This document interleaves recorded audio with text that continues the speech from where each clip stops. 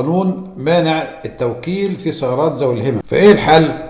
فبنقول السيارة موافقة جمركيا، الإعفاء ده هو مقرر لمصلحة ذوي الهمة، والدولة بتسمح له بأنه يجيب عربية من بره لتنقلاته الشخصية ولتسهيل تنقلاته، وبالتالي الإعفاء مقرر لمصلحة ذوي الهمة. قانون 10 سنة 2018 منع موضوع التوكيلات على السيارة من تاريخ الإفراج الجمركي حتى رفع الحظر. اترفع الحظر الجمركي اعمل توكيل زي ما انت عايز، انما قبل رفع الحظر الجمركي ممنوع التوكيلات في سيارة ذوي الهمم. العرف جرى على ايه والناس بره بتعمل ايه؟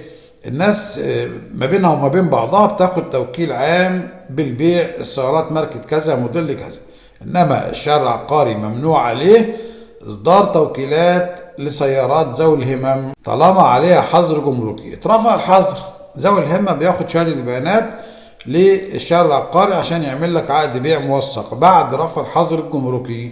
قبل رفع الحظر لا في توكيل ولا في بيع ولا في حاجة خالص، هي كلها أوراق عرفية. كل اللي ليك قبل رفع الحظر الجمركي توكيلات ما بينك وما بين الولي الطبيعي لذوي الهمة، أو عقود عرفية ما بينك وبين ذوي الهمة. إنما العقود العرفية ديت أو التوكيلات العامة مش ملزمة للمرور، وزي ما قلنا ممنوع على الشارع العقاري إن هو يعمل توكيل بالبيع ببيانات السيارة. فالعرف جرى أو الناس بتعمل إيه؟ بتعمل توكيلات عامة.